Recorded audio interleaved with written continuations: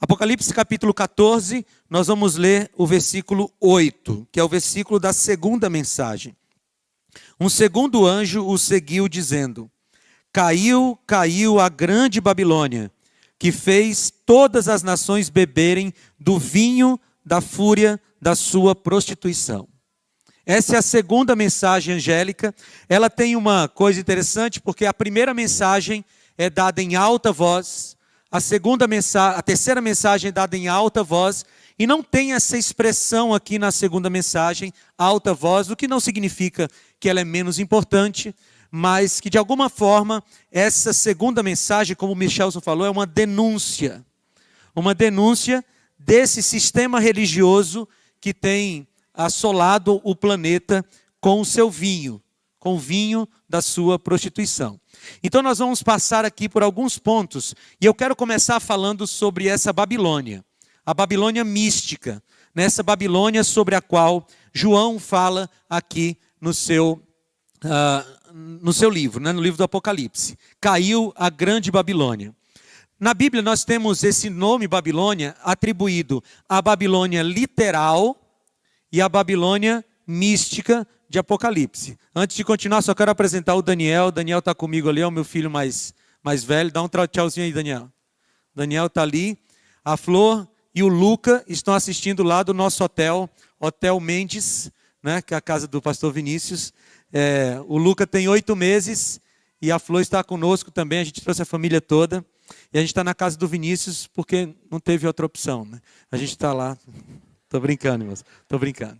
Mas vamos continuar aqui. O Vinícius saiu, nem pegou a piada, né?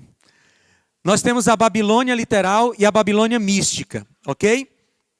E para entender a Babilônia mística, a gente precisa entender alguns aspectos da Babilônia literal. Você sabe, o Apocalipse, para entender o Apocalipse, você precisa ir visitando todo o texto bíblico, o Antigo Testamento de maneira especial.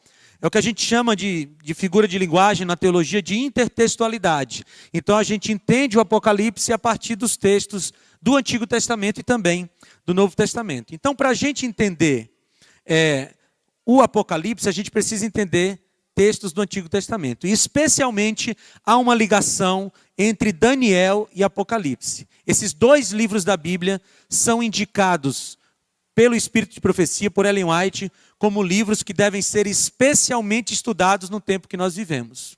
Então essa ligação entre Daniel e Apocalipse é vista, por exemplo, entre o final de Daniel e o início de Apocalipse. Você vê no final de Daniel, o anjo falando para ele: siga o seu caminho, Daniel, porque estas palavras estão encerradas e seladas até o tempo do fim.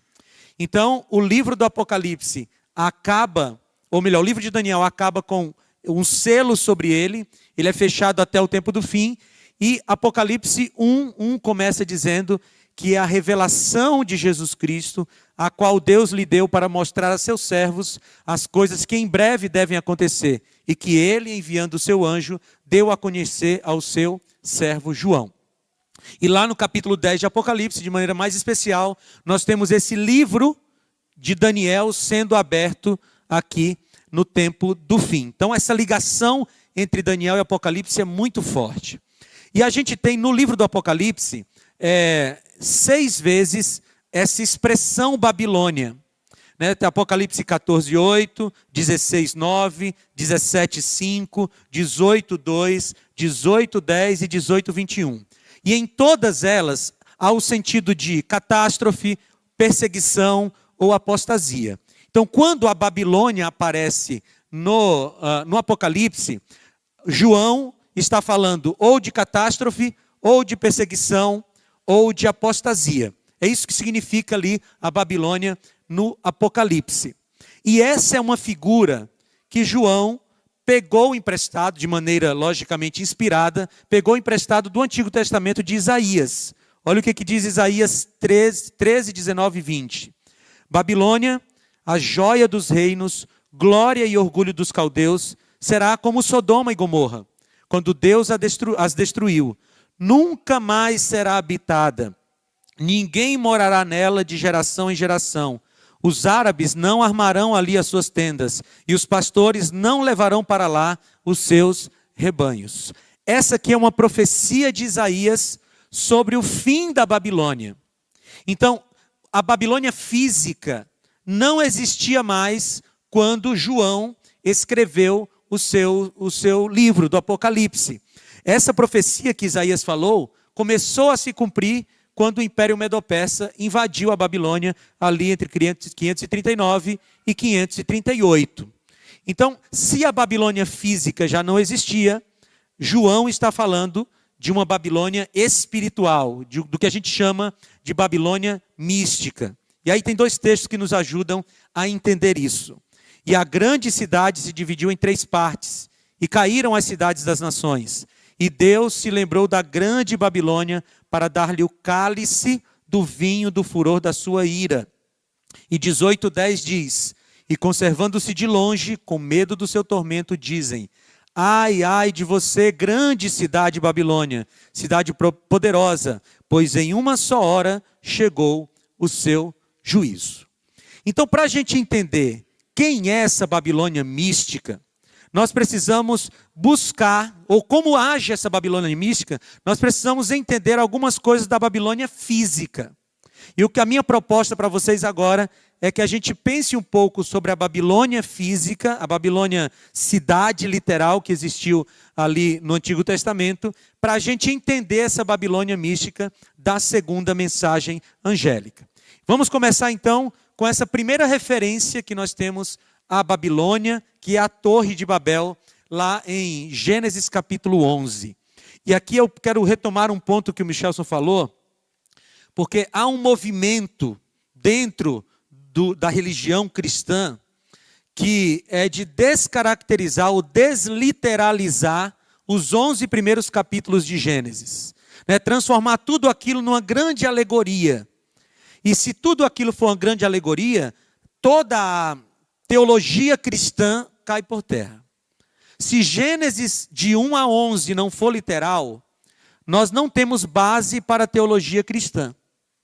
Por isso que o criacionismo é tão importante. E Gênesis capítulo 11 é o primeiro ponto para a gente entender Babilônia. A palavra Babel, lá no seu hebraico, não é Balau, ela tem o sentido de confundir. Então veja, quando Babilônia aparece na Bíblia a primeira vez, ela vem com o sentido de confundir. E aí a gente tem toda aquela história da Torre de Babel, da confusão de línguas. Então o primeiro aspecto que a gente precisa pegar da Babilônia literal, para a gente entender a Babilônia mística, é que o objetivo de Babilônia, ou um dos objetivos, é confundir. Ok? Vai guardando isso aí. Outra abordagem, outro objetivo de Babilônia, ou outra característica muito forte, é a abordagem cultural. A Babilônia literal, a Babilônia cidade do Antigo Testamento, ela tinha uma forma de abordar os seus inimigos, ou de conquistar os seus inimigos. Ela tinha uma abordagem cultural. Babilônia não destruía os inimigos de primeira. Babilônia não perseguia os inimigos de primeira. Babilônia primeiro aculturava os seus inimigos. Olha o exemplo de Daniel no capítulo 1, versículos 1 e 2. No ano terceiro do reinado de Jeoaquim, rei de Judá, Nabucodonosor, rei da Babilônia, veio a Jerusalém e a sitiou. O Senhor entregou nas mãos dele Jeoaquim, rei de Judá, e alguns dos utensílios da casa de Deus. Nabucodonosor levou esses utensílios para a terra de Siná, para o templo do seu Deus, e os pôs na casa do tesouro do seu Deus. 3 e 4. Depois o rei ordenou a Aspenaz, chefe dos seus eunucos, que trouxesse alguns dos filhos de Israel, tanto da linhagem real como dos nobres, jovens sem nenhum defeito, de boa aparência, sábios, instruídos, versados no conhecimento e que fossem competentes para servirem no palácio do rei, ou no palácio real. E que Aspenaz lhes ensinasse a cultura e a língua dos caldeus. Aí no versículo 5, o rei ordenou que eles recebessem uma alimentação diária, tirada das finas iguarias da mesa real, e do vinho que ele bebia. Os jovens deveriam ser educados ao longo de 3 anos, e ao final desse período passariam a servir o rei. O que aconteceu aqui? Nabucodonosor invadiu Jerusalém, trouxe os nobres de Jerusalém para a Babilônia, e em vez de destruir esses nobres, em vez de destruir Jerusalém, Nabucodonosor quer mudar a cultura do povo. Nabucodonosor coloca aqueles jovens, dentre eles Daniel e seus 3 amigos, Ananias, Misael e Azarias. Ele coloca os 3 para estudar lá na UFBA, né? Que é a Universidade Federal da Babilônia. E eles vão estudar por 3 anos naquela universidade para aprender o quê? A cultura da Babilônia. Queridos, a Babilônia não destruía os conquistados, ela aculturava os conquistados. Por que eu estou enfatizando isso? Porque as estratégias da Babilônia mística são muito semelhantes às estratégias da Babilônia literal. E a Babilônia mística, essa Babilônia que é o sistema religioso romano, nós vamos ver mais na frente, e as suas filhas, que são todas as igrejas que aceitaram esse vinho da Babilônia, liderada pelo dragão, logicamente, eles têm uma estratégia para o povo, para o mundo. Eles não querem, inicialmente, destruir o povo de Deus. Inicialmente, a estratégia não é destruir o povo de Deus. Inicialmente, a estratégia é aculturar o povo de Deus. Vou ser mais claro. O que Satanás quer é mudar a cultura bíblica que tem na cabeça do povo de Deus para a cultura da Babilônia. E Nabucodonosor tentou fazer isso com os 4, né? Inclusive mudando os nomes deles. E a gente tem lá um exemplo claro de como age a Babilônia. Portanto, a Babilônia não começa perseguindo, mas ela começa confundindo. E a sequência que a gente vê é muito clara, porque depois o Vinícius vai vir falar sobre a terceira mensagem, e na terceira mensagem aparece a perseguição. Mas a perseguição depois de uma tentativa de aculturação. Então hoje, irmãos, o que a gente tem que ter cuidado? Hoje nós não estamos vivendo num período em que as fogueiras foram reacesas. Mas nós estamos vivendo num período mais perigoso.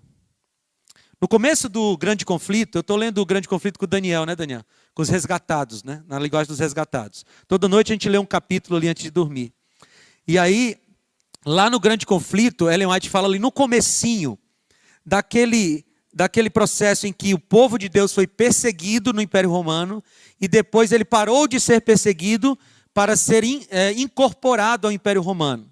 E ela diz mais ou menos assim: quando as fogueiras estavam acesas, aquilo era uma grande bênção. Estou parafraseando aqui. Aquilo era uma grande bênção se comparado com o prejuízo de quando o cristianismo começou a se envolver culturalmente com o paganismo. Ou seja, a igreja estava em melhores condições quando estava sendo perseguida do que quando estava sendo aculturada. E a gente está vivendo isso de novo. Nós estamos vivendo em um período que o cristianismo está se misturando com o paganismo.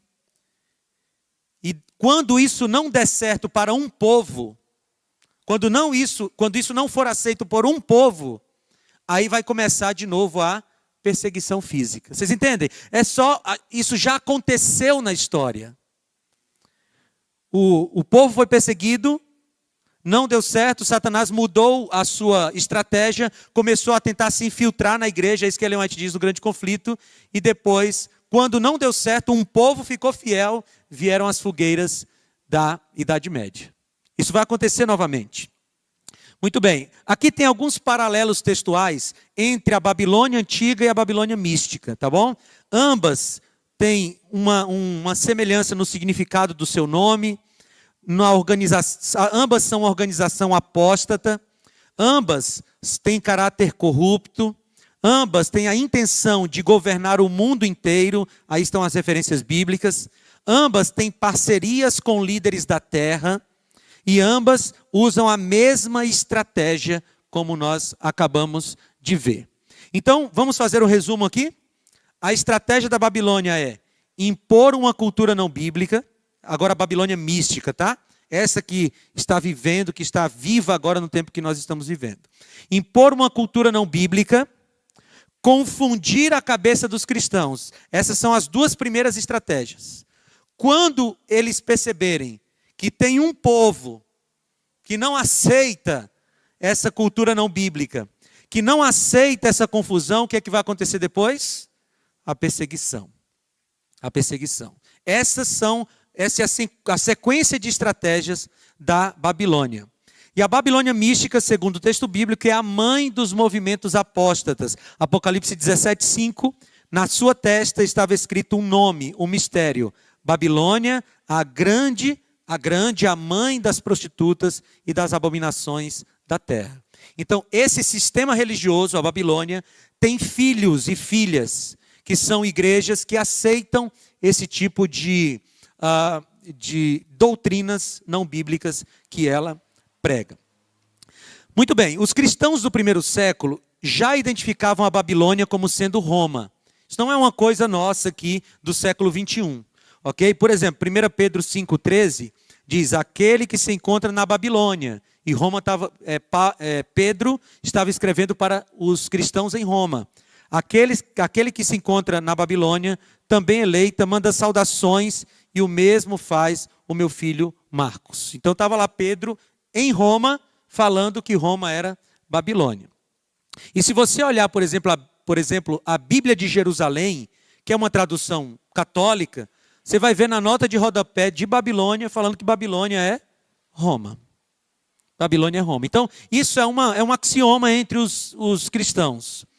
Roma, ou Babilônia, é Roma, tanto no seu aspecto imperial, quanto no seu aspecto papal. Agora nós vamos passar para um segundo símbolo que tem na segunda mensagem angélica, que é esse vinho que a Babilônia serve. Porque a mensagem diz assim, caiu a grande Babilônia, que fez as nações beberem do vinho da fúria da sua prostituição. O que é esse vinho da Babilônia? O que seria esse vinho? Muito bem, no Apocalipse você vê vinho unido à prostituição. E nós já vimos que essa prostituição é uma prostituição espiritual. Jeremias 25:15 diz assim, porque assim me disse o Senhor, o Deus de Israel, pegue o cálice do vinho do meu furor, que está em minha mão, e faça com que bebam dele todas as nações, as quais eu enviar. Esse texto aqui é só para a gente perceber que vinho, na profecia, é uma coisa que é servida para as pessoas. No caso da Bíblia, doutrinas, tá bom? E Apocalipse 17:4 diz, a mulher estava vestida de púrpura e de escarlate, enfeitada com ouro, pedras preciosas e pérolas, tendo na mão um cálice de ouro, transbordante de abominações e das imundícies da sua prostituição. Novamente a gente vê aqui um cálice. Então, prostituição é uma linguagem apocalíptica para um relacionamento extraconjugal da igreja. Então, uma igreja prostituída é uma igreja que se desvinculou do noivo, Jesus Cristo, e está unido a outro noivo. No caso do Apocalipse, é o próprio dragão. Muito bem. Então, essa prostituição é uma prostituição espiritual. Uma prostituição que fala sobre doutrinas que não são bíblicas, crenças que não são bíblicas e são servidas para o mundo cristão. Olha o que Ezequiel 16:15 fala sobre Jerusalém, mas que nos ajuda a entender essa questão da prostituição. Mas você confiou em sua beleza e a sua fama fez com que você se prostituísse e você se ofereceu a todos os que passavam para ser deles. Então aqui a figura está muito clara, não é? Prostituição, do ponto de vista profético, é quando você deixa um princípio bíblico, um princípio do Deus verdadeiro e se une a alguma coisa que não é de Deus. Portanto, o vinho da Babilônia são doutrinas não bíblicas. Então vamos entender aqui o que diz a segunda mensagem. Essa Babilônia que caiu, ela foi punida porque ela serviu doutrinas não bíblicas para o mundo. E eu quero gastar algum tempo aqui, dando alguns exemplos de doutrinas não bíblicas que a Babilônia serviu para as suas filhas e tem tentado servir para todo mundo. Por exemplo, a Babilônia mística serviu, acho que não, acabou não indo aqui, acho que repetiu as coisas aí. Você me ajuda? Deixa eu ir passando aqui, ver se volta para onde eu estava.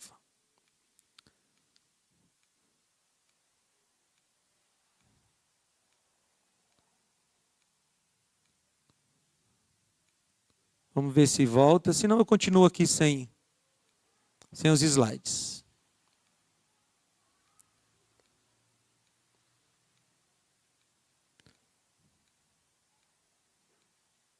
Eu acho que está repetindo aqui.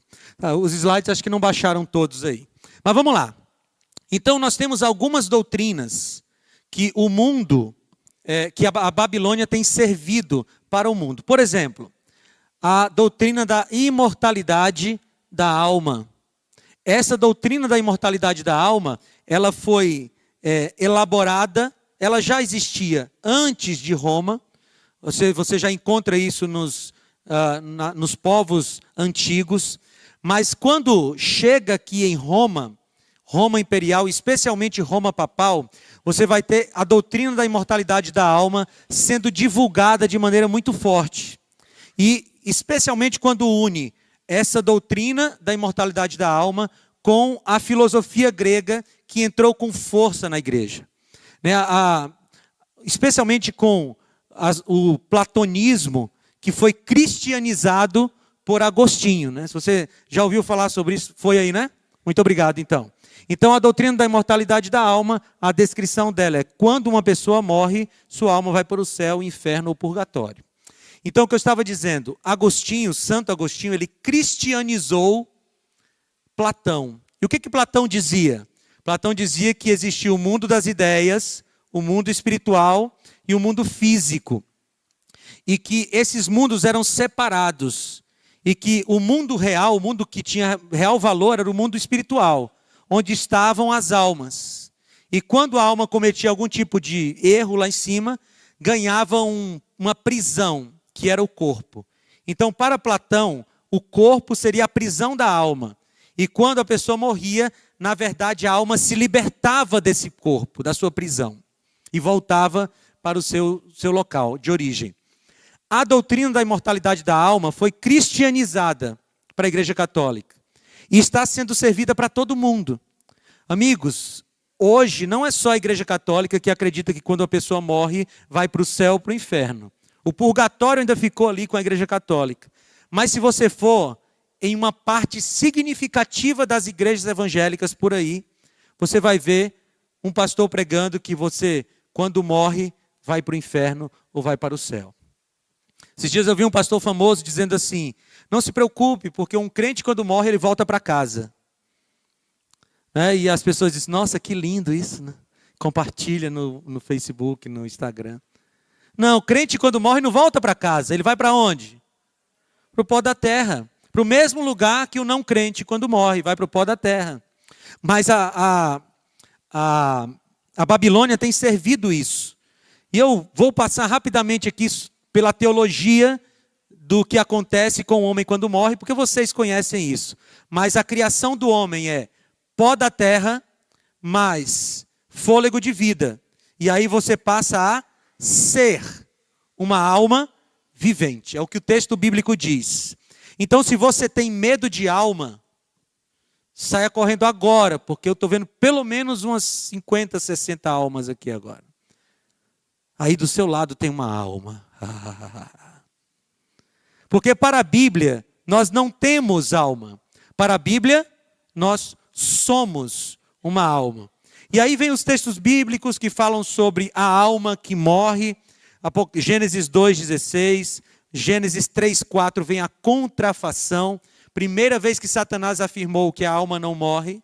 E aí ele vem servindo isso para muitas pessoas. E aí vem os textos bíblicos de Eclesiastes 12, Eclesiastes 9, que afirmam categoricamente que quando a pessoa morre, ela não tem consciência. Não volta para puxar seu pé na cama de noite. Não fica sofrendo por você. Não fica do céu olhando para você, ou não está sofrendo no inferno.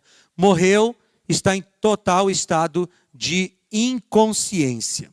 E a forma de que um morto volte a conversar com o vivo é pela ressurreição. Então o vinho da imortalidade da alma está sendo servido. Está difícil até de deixar o Daniel assistir filminhos de criança. Porque em praticamente todos agora você tem imortalidade da alma. O personagem morre e aí sai o espírito, não sei o quê, não sei o quê. A turma da Mônica, que antigamente era o Cebolinha falando helado, né? Agora tem uma coleção completa da turma da Mônica só para ensinar espiritismo para as crianças. Então está difícil, né? A Babilônia está servindo isso para todos. Outro vinho da Babilônia, o domingo como dia santo. E a gente viu que na primeira mensagem angélica já está lá o sábado como uma relembrança do sábado como dia sagrado. E aqui a gente tem, esse é um vinho da Babilônia. A Babilônia confeccionou, criou esse vinho e serviu para suas filhas. E amigos, não precisa a gente ir muito longe para perceber que o mundo evangélico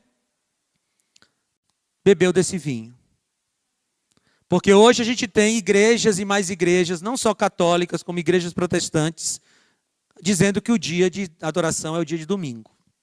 Um vinho que a Babilônia serviu. A descrição é: Jesus teria mudado o dia de guarda do sábado para o domingo. O quarto mandamento você conhece: lembra-te do dia de sábado para o santificar, 6 dias trabalharás, farás toda a tua obra, mas o sétimo dia é o sábado do Senhor teu Deus. E no mandamento está claro que o sétimo dia é o quê? O sábado. Pode ser o primeiro dia da semana, gente? Pode ser o quarto dia da semana? Mas peraí, eu não posso escolher o meu sábado, gente? Não, meu sábado vai ser a segunda-feira. Pode não? Não pode, né? Por quê? Porque Deus disse que não pode. Se Deus tivesse dito assim, mas o sábado é o terceiro dia da semana, o que a gente ia guardar? Terceiro dia. Mas a Bíblia diz, o sábado é o sétimo dia. Então, não pode ficar escolhendo qual vai ser o meu sábado. Deus já escolheu. Você pode escolher a roupa que você vai vestir. Você pode escolher o seu penteado. Você pode escolher ter barba ou não. O Michelson não ficou assim, parecendo um galã de Hollywood, né, com essa barba. Começou a faltar em cima, ele colocou aqui, né? Pois é. Mas olha, você pode escolher ter barba ou não. Falei de pouco cabelo. Nada aconteceu, viu, pastor Marcos? Está tudo tranquilo. Mas, está aqui, Deus escolheu para a gente já. É o sétimo dia, é o sábado. E a gente viu que a Babilônia mudou. Aqui estão, queridos, todos os textos que falam sobre o domingo na Bíblia. Não vou lê-los com vocês, mas todos estão aqui. E nenhum deles diz para guardar o domingo. Nenhum. Se Deus fosse mudar o seu dia sagrado, Ele teria avisado, ou não? Ele colocou uma lei, Ele muda a lei e não avisa? Né? Está aí, todos os textos que falam sobre o primeiro dia da semana na Bíblia. E aqui tem um texto do livro História Eclesiástica. Olha o que diz esse texto. O sétimo dia continuou a ser guardado pelos seguidores de Cristo durante vários séculos. Contudo, ao lado do sábado, houve uma gradativa observância do que se tornou conhecido como Festival da Ressurreição, celebrado no primeiro dia. Essa observância data pelo menos da metade do segundo século. Então, quando o sábado foi sendo mudado para o domingo? A partir da metade do segundo século. Não tem nada a ver com a vinda de Jesus, primeira vinda de Jesus. Outro texto aí, História dos Concílios da Igreja, diz assim: no 4º século, no concílio de Laodiceia, decretou a observância do domingo como dia sagrado. Então, quem guarda o domingo não está guardando um dia bíblico, está guardando um dia que homens determinaram. Ok? Esse é o vinho da Babilônia. Quer ver outro vinho da Babilônia? Modelos não bíblicos de casamento. Esse é um vinho que a gente está vendo aí de maneira difundida em muitas filhas da Babilônia. Modelos de casamentos que não são bíblicos. E a descrição poderia ser: qualquer tipo de união conjugal é aceita por Deus. Só que não é assim que a Bíblia diz. A Bíblia diz o seguinte, Gênesis 2, 21 a 24. Então o Senhor Deus fez cair pesado sono sobre o homem, e ele adormeceu, tomou uma das suas costelas e fechou o lugar com carne. E a costela que o Senhor Deus tomara ao homem, transformou numa mulher e lhe a trouxe. E disse o homem: esta afinal é osso dos meus ossos e carne da minha carne. Chamar-se-á varoa, porquanto do varão foi tomada. Por isso, deixa o homem pai e mãe e se une à sua mulher, tornando-se os dois uma só carne. Aí Jesus, em Marcos capítulo 10, 5 a 9, confirma que esse modelo de Gênesis é o modelo correto. E aqui Jesus disse, quando ele está falando sobre aquela questão do divórcio, ele diz: por isso deixará o homem pai e mãe, e unir-se-á a sua mulher, e com a sua mulher serão os dois uma só carne. De modo que já não são dois, mas uma só carne, portanto o que Deus ajuntou não separe o homem. Então Jesus confirma o modelo familiar de Gênesis. E novamente eu falo aqui para vocês, queridos, por que o diabo quer destruir a literalidade dos 11 primeiros capítulos de Gênesis? Porque se ele destrói lá, ele invalida aqui. Porque se Gênesis não for literal, Gênesis não serve como parâmetro teológico para você defender, por exemplo, a forma de família, de casamento que Deus estabeleceu. Aí você tem Romanos capítulo 1, versículos 26 e 27, que é um texto que condena, por exemplo, as práticas homossexuais. Isso é claro na Bíblia. Qualquer forma de relacionamento sexual fora do que Deus estabeleceu é contra aquilo que a Bíblia estabelece, é pecado. Então, a Bíblia estabeleceu um homem para uma mulher tendo relacionamento sexual dentro do casamento. Qualquer outra forma de relacionamento sexual é pecaminosa. Pode ser masturbação, pornografia, adultério, fornicação, práticas homossexuais, todas as outras formas de atividade sexual fora do que Deus estabeleceu são pecaminosas. Mas esse vinho das formas de relacionamento sexual diferentes daquilo que a Bíblia diz, está sendo servido aí e até dentro do cristianismo, infelizmente. Quer ver outro vinho da Babilônia? A separação entre fé e obras. Isso é muito claro na teologia católica. Né? O que importa é a graça de Deus, e isso não tem nada a ver com a lei. A gente vê isso, de novo, uma união do platonismo com o catolicismo. Porque no platonismo o que valia era o que era espiritual, o que era físico não valia. E isso foi cristianizado por Agostinho, depois bebido por Lutero, que era um monge agostiniano, e depois servido para o mundo protestante. Hoje nós vemos por aí gente dizendo que não tem ligação entre graça e lei, entre fé e obras. Mas isso é vinho da Babilônia, servido para suas filhas. Efésios 2:10 diz que 2:8 a 10 diz que nós somos salvos pela graça para as boas obras. E a gente tem isso em vários lugares da Bíblia. 1 Tessalonicenses 1:3, recordando-nos diante do nosso Deus e Pai da operosidade da vossa fé. Na Bíblia, queridos, fé sempre está ligado à obra. Não se separam. A fé bíblica sempre nos leva à ação. Ela é operosidade, ela opera, ela age. Fé e obras não se separam.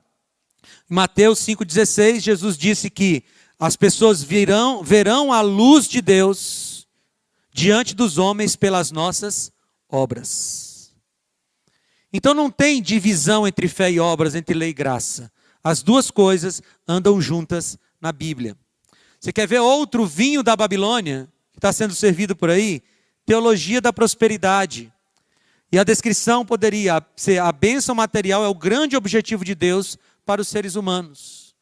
quando a Bíblia diz que o Filho do Homem veio buscar e salvar o que estava perdido. João 16:33 diz: no mundo passais por aflições, mas tende bom ânimo, eu venci o mundo. A teologia que diz que aceitou Jesus e não tem mais problemas, aceitou Jesus e você vai ficar rico, aceitou Jesus e nunca mais você vai numa farmácia, não é bíblica. Porque no mundo tereis aflições, mas é vinho da Babilônia sendo servido. Você quer ver outro? Eu não coloquei aí, ou melhor, não apareceu aí, mas eu coloquei também a teologia da libertação, que nasce com a Igreja Católica. Né? A teologia da libertação diz que o objetivo do Evangelho é uma revolução social. E a teologia da libertação nada mais é que marxismo cristianizado.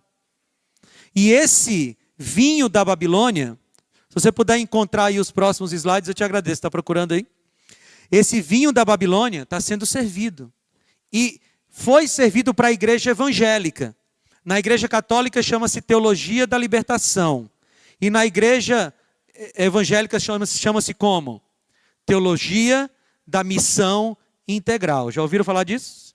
Teologia da missão integral é o nome evangélico da teologia da libertação. É vinho da Babilônia sendo servido para as pessoas. Muito bem, mas eu preciso terminar.